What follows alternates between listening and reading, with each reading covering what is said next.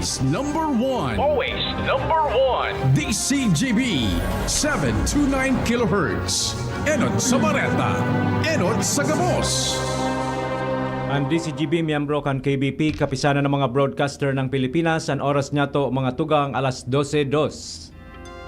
Ipinipresentar kan Radyo DCGB ang kabilugan kan mga baretang kinalap kan pinagsarong puwersa kan News Center asin Mega Force Patrol. DCGB Bareta alas 12. DCGB Bareta alas 12. Mga pinakahuling pangyayari sa Kabikolan, sa nasyon asin ibang parte kan kinaban. Iba Bareta na ngunyan. DCGB Bareta alas 12. Ngunyan ang sa inyong tagapagbareta. Diyos maray na udto sa Indogabos, mga tugang ngunya na aldaw nin Lunes, Hulyo 14, 2025, ini ang Bareta alas 12. Kami po ang sa indong mga tagapagbareta. Ako po si Gina Ritterly. Ako man po si Bert Nunez. Headlines kandara kulang mga bareta. Sa lado lokal, PRO5 mas pinahigpit ang 911 response system sa paagi nin pagpapakusog nin motorcycle patrol deployment sa bilog na Bicol region. Albay 1st District Representative Congresswoman Crisel Lagman, prioridad na maibalik ang tinangkas na pondo ni dipunto Congressman Lagman para sa taon 2026. Sobra 6 milyon pesos kantidad nin ilegal na droga na kumpiskar kan PNP Bicol sa sarong simanang operasyon sa Bicol region. Bicol University SUC President tinawan linaw ang Audit Observation Memorandum kang COA sa universidad. Mga seafarers na nakaligtas sa pag-atake sa Red Sea nagpaparahay na sigun sa DMW. PCO Secretary Dave Gomez, bako nang konektado sa tobacco industry bago akuon ang pwesto. Pondo para sa indigent patients, ubos na.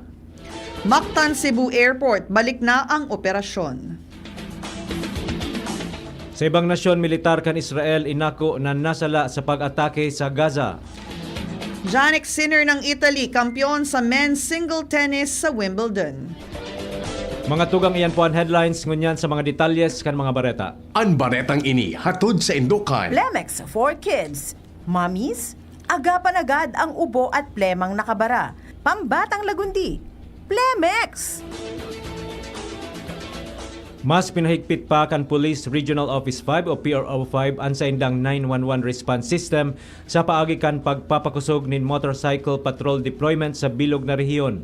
Sigun kay PRO5 Regional Director Police Brigadier General Andre Dizon, haloy nang pigigibo ang paggamit nin motorcycle patrols, mas pinaaktibo ini sa ngunyan. Dagdag pa niya na ang mga motorcycle patrol units pigpahiwas kan ahensya sa mga pangenot na dalan asin matatawong lugar tangani masiguro na may marikas, epektibo asin visible o visible na kasimbagan ang mga kapulisan sa mga insidente sa palibot arog kan krimen, aksidente o anuman na emerhensya. Apera kaini tinawan man in direktiba ang mga lokal na hepatura na siguruhon may sufisyenteng quick response teams na preparado sa mga nasabing sitwasyon. Ang baretang ini hatod sa Indukan. Red Horse Super, ang shot ng tropa. Prioridad ni Albay 1st District Representative Congresswoman Crisel Lagman na maibalik ang mga pondo ni dipunto Congressman Edsel Lagman na tinangkas kay Bicameral Conference Committee para sa taong 2025. Sigun kay Congresswoman Lagman sa entrevista kan DCGB News, nakahuro na niya ang mga personang dapat makahuron sa Kongreso tangani matawan ning prioridad na mataw ang pondo para sa Premier Distrito na napundo dahil sa paghali kaini. Dagdag pa niya na dakula ang sa iyang pagtubod na maibalik ang pondo para sa masunod na taon. Kinumpirmar man kan lehislador na hali sa 1.7 billion pesos na kabilugan ng pondo ni Congressman Lagman para sa taong 2025, nasa 300,000 pesos na sana ang naapruba na pondo na ginamit man sa ibang mga natatadang programa sa Premier Distrito ngunyan na taon. Ang baretang ini hatod sa Indukan. Artisan Joint Supplement. Bumabagal ang galaw dahil sa joint pain at arthritis. Mag-Artisan. Maabot sa sobra sa 6 milyon pesos na kantidad nin ilegal na droga ang nakumpiskar kan mga operatiba kan Police Regional Office o PRO5 katakod kan sarong simanang operasyon na ginibo poon Hulyo 7 sagkod 13 sa bilog na rehiyon Bicol. Basado sa datos kan ahensya, nasa 36 na operasyon ang totalmenteng kinundusir kan man iba-ibang hepatura sa bilog na rehiyon, kung sa'y nagresulta ini sa pagkakaarestar nin 50 mga persona. Apera pa kaini na kumpiskar man ang siyam na gramo nin marijuana asin 888.53 gramo nin shabu na totalmenteng nagkakantidad nin 6,043,084 pesos. Ang baretang ini hatod sa Indukan. Plemex. Pag may ubo o hika, Plemex agad. Basta lagundi, Plemex. Tinauan linaw ni Bicol University SUC President Baby Boy Benjamin Nebres III ang ipinaluwas na Audit Observation Memorandum o AOM kang Commission on Audit o COA manungod sa underfunding kang taon 2024 sa Research Services and Extension Services. Sigun sa entrevista kan DZGB News kay Nebres, sa programang Ang Hapot, ang AOM, common sa gabos na opisina de gobyerno, asin pigagamit ining instrumento kan COA tangani sabihon kung nasa tamang dalan o nalilihis ang paggamit ning fondo ning sarong institusyon. Sinabi pa niya ng issue manungod sa mga ulunan asin snacks katakod kan mga nako ang pagmidbid sa kan pagmidbid kang universidad bilang best mental health implementer asin pagka-shortlist kay ini sa International Suicide Prevention. Dagdag pa niya na ang mga nanutaran na snacks asin nap pillows katakod kan pagigibong enhancement activities kang East Campus Support Staff kung saan nagdistribute sinda nin mga snackan katakod kan training para sa mga 70 participants as in 70 man na nap pillows na nagkakantidad ng 350 pesos kada pedaso para magamit eng kaso kay puha na magpahingalo ning liit na oras sa trabaho. Dagdag pa ni Nebres na wrong charging man sana ang pinaluwas na AOM kan COA kung saan dapat nasa admin cost pig charge ang mga nasasabing gastos, alagad na i-charge ini sa Research Services and Extension Services. Sa iyan tinaawan ng linaw na bako man ang mismong binakal o pagkabakal ang pig-question kundi ang sektor na pig-chargean ka ini. Sinabi pa niya na nailinaw naman sa mga personahes kang Internal Audit Services ang mga nasabing issue.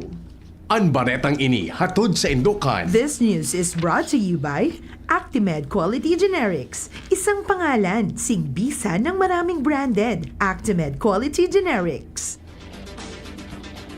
Arestado kan mga personahes kan Philippine Drug Enforcement Agency o PDEA Matnog ang sarong persona katakod kan ginibong operasyon laban sa ilegal na droga sa Matnog Port, Barangay Caloocan, Matnog. Kan nakaaging aldaw bandang alas 7:09 nin pagkabanggi. Sigon sa mga autoridad na arestar ang sarong 46 anyos na persona, may tagsadiri nin sarong kaunan sa Olongapo City, Zambales. Nakumpiskar sa suspek ang nagkapirang sachet asin capsule na pinagtutubodang ilegal na droga kay bahan na ang crystalline substance asin colored capsule na may pigkakarkulong gabat na nasa sarong gramo sa at asin nagkakantidad nin 6,800 pesos. Sa ngunya nasa kustodiya na kan pulisya ang suspek kung sa inhahampangon kaini ang kasong pagbalgar kan Republic Act 9165 o ang Comprehensive Dangerous Drugs Act of 2002. Ebidensya ang kinakaipuhan kan Provincial Environment and Natural Resources Office o Penro Albay, tangading maaksyonan ang mga pasaway nag-araging pinagbabawal na truck sa Provincial, City, Barangay Road sa ibong kang ipinaluwas na executive order kang gobyerno probinsyal kang nakaaging aldaw. Ang pahayag sinabi ni Penro Officer in Charge Eduardo Matias matapos ang nagkapirang Facebook post manungod sa mga truck na nagbabalgar kang nasabing orden. Sinabi pa niya na kaipuhan ng supisyenteng ebidensya bako post sa social media na mapapatotoo na may nag-aaragi pang mga 12 o 12-wheeler trucks o mas dakula pa na ipinagbabawal sa tinampo partikular na may darapang quarry materials lalo na kung daiining permit. Dagdag pa niya na maski si Isay makataram na may nagbabalgar kang orden, kung kaya kaipuhan ng maaraman o makuhaan ng litrato ang mga plate number kan truck, asin ipadarang personal sa opisina kan Penro para masangatanin magkakanigong legal na interbensyon.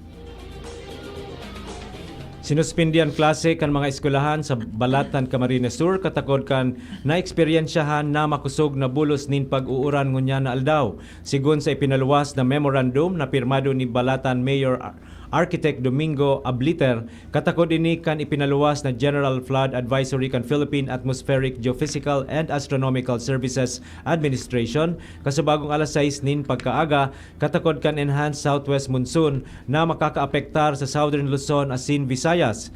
Katakod kaini nagpaluwas man nin abiso ang Balatan Municipal Disaster Risk Reduction and Management Office sa publiko na para mientras na not passable o day pwedeng agihan in light sagkod heavy vehicles ang siramag luluwasan spillway dahil sa pagbaha asin pagrasay kan mga daga sa nasabing lugar. Nagpatanid ang Municipal Social Welfare and Development Office o MSWD o Ginubatan para sa mga lehitimong empleyado ning ahensya de gobyerno na naglilibot o malibot nin mga maniba-ibang form na makipagkoordinar sa lokal na gobyerno. Sa opisina kang MSWDO o Barangay Council na sa indang dudumanan. Sigun sa MSWDO, inita nga ni maging malinaw ang sa indang tuyo sa komunidad, masunod ang tamang proseso asin maibitara ng anuman na kalibungan o paghadit kan mga residentes. Ang nasabing abiso katakod kan mga nakakabot na impormasyon sa MSWDO na may mga personang naglilibot, nagpapamidbid na taga DSWD. May darang form naghahagad ning personal na impormasyon kan mga residentes asin nagpapabayad ning 60 pesos kada form para sa pigsasabing ayuda.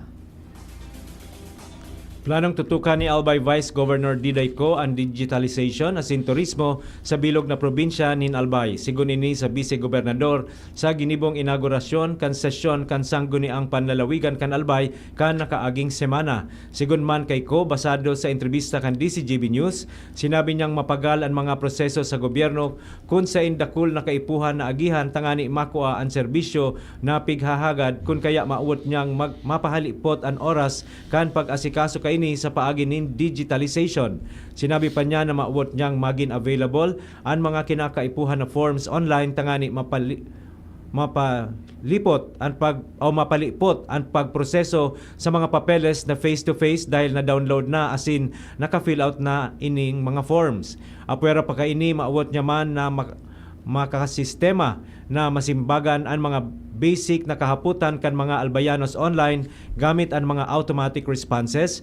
Alagad sa mga medyo komplikadong inquiries, sinabi niyang digdi na magkakaigwa nin kahuro na tawo ang nag-i-inquire kapareho kan mga pigigibo kan iba-ibang telco companies o iba pang nag-opresir nin kaparehong sistema. Nagpatanid ang Municipal Social Welfare and Development Office o MSWD o Ginubatan manungod sa mga persona na nagpapamidbid na personahes kan Department of Social Welfare and Development o DSWD asin nag-oopresir ning form para sa ayuda na may bayad na 60 pesos sa Ginubatan, Albay. Sigun sa opisyal na post kang MSWD o Ginubatan, saro ining malinaw na pang-i-scam kung sa intinawan doon kang ahensya na dae basta-basta magtubod sa mga arog kaini.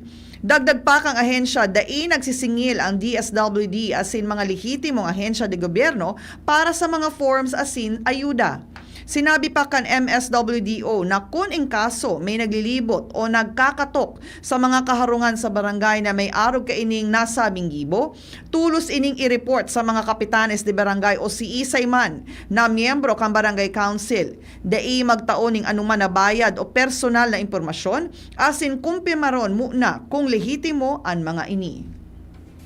Mga tugang iyan po ang enot na parte kan sa tuyang Bareta alas 12 sa Bareta Nyato sa Lado Nacional asin iba pa pagkatapos kaini. Pre, makinig ka muna. Payong kaibigan lang ha.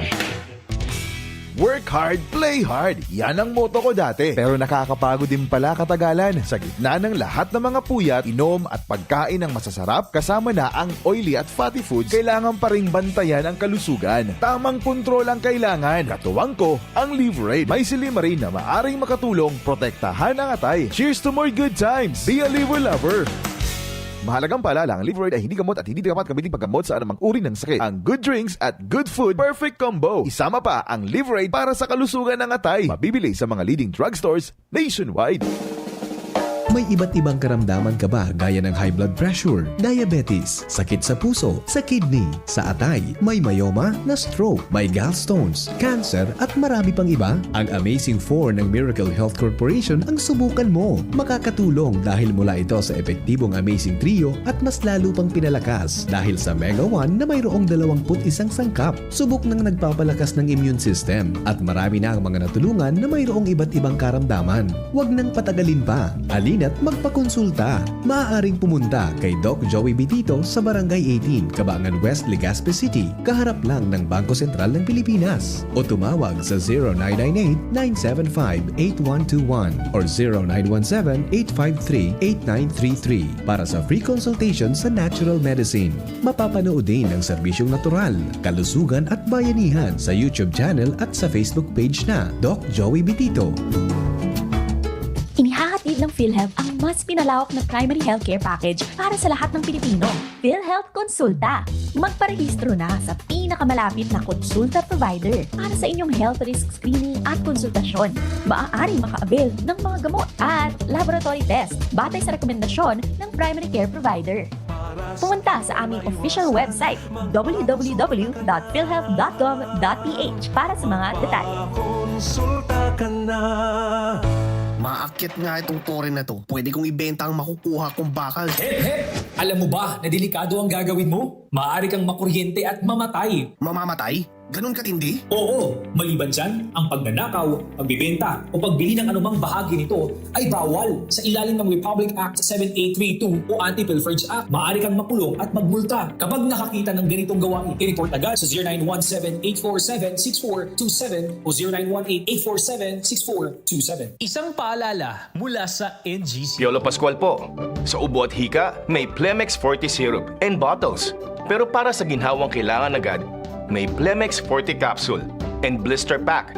Madaling bitbitin, kayang ibulsa. Gawa sa natural na lagundi na tumutunaw at nagpapalabas ng plema. Convenient na, ginhawa pa. Plemex Forte Lagundi in Capsule. Basta lagundi, Plemex. Easy! Vitex Tecundo L is the generic name of Plemex Forte. If symptoms persist, consult your doctor. Naghahanap ka ng kabalikat sa asenso at taman ang urig mo asin mag-asenso ang negosyo. May Uno Plus na kalidad, mag-Uno Plus, mag-Uno Plus. Rasa sa imong mauwag, serbisyong totoo, produktong garantisado.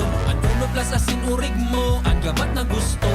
Uno Plus matabang sa imo. May Uno Plus na kalidad, mag-Uno Plus, mag-Uno Plus. Rasa sa imong mauwag. Sa Uno Plus, kalidad na masasarigan mo, serbisyong swak sa imo. Magbisita sana sa Uno Plus Facebook page.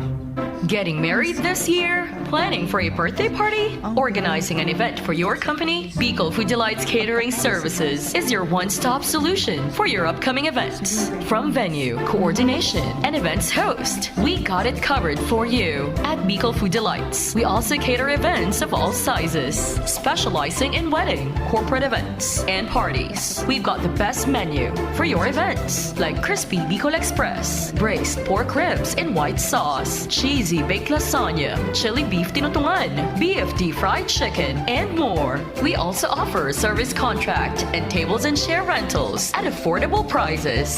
Bicol Food Delights Catering Services is located at the second floor of BFD Building, Purok 2, Barriada, Barangay 38, Gugun, Legazpi City, in front of Kalayaan Park. For more inquiries, you can call us at 0919-094-2572 or 0927-353-4407, or you can visit us at our official Facebook page at Bicol Food Delights Catering Services. Bicol Food Delights Catering Services. Great food.